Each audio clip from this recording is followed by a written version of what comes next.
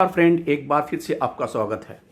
Friends, family pension के बारे में जो अपडेशन आना था, यानी कि अप्रूवल डीएफएस से मिलना था, वो अभी तक नहीं मिला। हमें भी बार बार कहते बड़ा निराशा होती है कि अभी तक अप्रूवल नहीं मिला।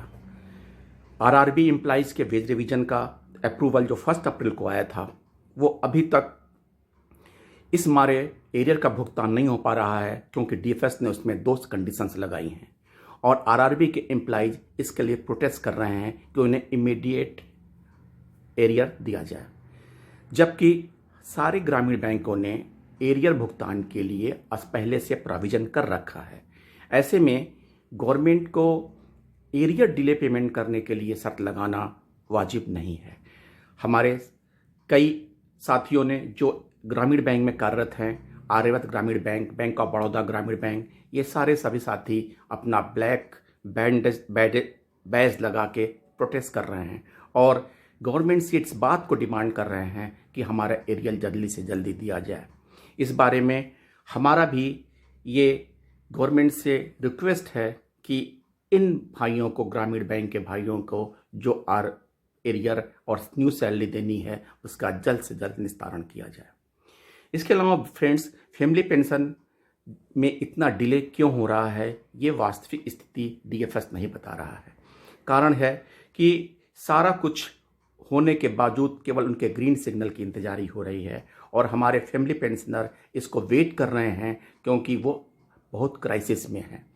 फ्रेंड्स, इसके लिए यूएफबीयू ने, United forum of banks union ने 7/4 को देवाशीष पंडा, सेक्रेटरी डीएफएस को एक पत्र लिख के रिक्वेस्ट किया है कि improvement in rate of family pension of bank employees और increase in rate of contribution under contribution pension scheme, यानी कि 2 जो हमारे प्रमुख मुद्दे पहले से पेंडिंग चल रहे हैं, जिसका गवर्नमेंट ने पहले प्रिंसिपली एग्री कर लिया है। The rate of family pension would be revised at uniform 30% of pay of the deceased employee public officers without any ceiling. और दूसरा, the rate of contribution by the management under the defined contributory pension scheme would be at the rate of 14%। और DFS किसको कितनी जल्दी करता है, ये हम वेट एंड वॉच कर रहे हैं। जो इसका अप्रूवल आता है, हम अपने साथियों को जरूर देंगे। इसके अलावा United forum of banks union ने आईबा को चेयरमैन को पत्र लिख के इस बात को रिक्वेस्ट किया है कि जो 11 बाइपार्टाइट के रेजिडुअल इशू बच गए हैं, उनको भी डिस्कस करने के लिए आप हमें समय दें। इसका डिस्कशन पहला जो 10 दिसंबर 20 को, फिर 4 जनवरी 21 को हुआ था। इसमें जो हमारे मुख्य मुद्दे थे, 5 day banking, updation of pension, grid holidays, uniform business hours in branches etcetera, ये रिक्वेस्ट किया गया है कि इन जो इश्यूज बचे हैं, इसको डिस्कस करने के लिए और फाइनलाइज करने के लिए हमें समय दिया जाए। इसके अलावा all India bank employ bank association ने एक पत्र लिख के आईबा के चेयरमैन से कहा है कि आईबा को लिखा है, उसके कक्कड़ श्री जो सीनियर एडवाइजर हैं एचआर आईबा में, कि formula for fitment on promotion from sub staff to clerical cadre and clerical cadre to officer cadre, revise guidelines to be given. सरकार को चाहिए कि 11 बाइपार्टाइट सेटलमेंट होने के बाद अगर हमारा किसी सब स्टाफ का प्रमोशन क्लरिकल कैडर में होता है और क्लरिकल कैडर का प्रमोशन सब ऑफिसर में होता है, तो उनका फिक्सेशन का फार्मूला जो होना चाहिए, उसका जो एक गाइडलाइंस है, वो जो पहले 10 बाइपार्टाइट के समय जारी किया गया था, उसी हिसाब से 11 बाइपार्टाइट के हिसाब से भी जारी किया जाए, ताकि जो हमारे स्टाफ प्रमोट हो रहे हैं, उनका फिक्सेशन सही तरीके से इम्प्लीमेंट किया जा सके। इसके अलावा फिर बात आती है बैंक प्राइवेटाइजेशन पे, और बैंक प्राइवेटाइजेशन की बात आते ही शेयर में उछाल आ जाता है।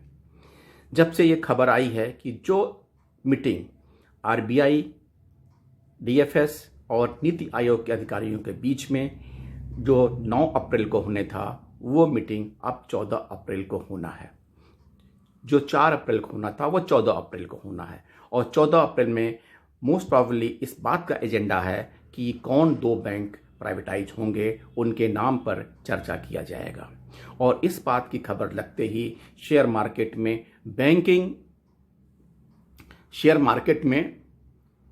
बात की खबर लगते ही शेयर मार्केट में उछाल आ गया। केवल बैंकिंग सेक्टर के जो बैंक ऑफ महाराष्ट्र का शेयर में 19% का ग्रोथ हुआ, इंडियन ओवरसीज के 12% का और सेंट्रल बैंक को 10% का।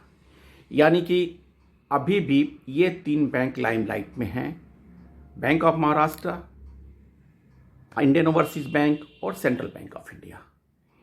क्या डिसीजन होता है ये भी पेंडिंग है, लेकिन most probably these 2 banks, bank of Maharashtra and Indian overseas bank, ऐसा लगता है कि एक बैंक जिसका हेड ऑफिस बॉम्बे में है, दूसरे का चेन्नई में है। सेंट्रल बैंक का भी हेड ऑफिस बॉम्बे में, बैंक ऑफ महाराष्ट्र का हेड ऑफिस पुणे में है, पुणे यानी कि महाराष्ट्र में, और सेंट्रल बैंक ऑफ इंडिया का बॉम्बे में है।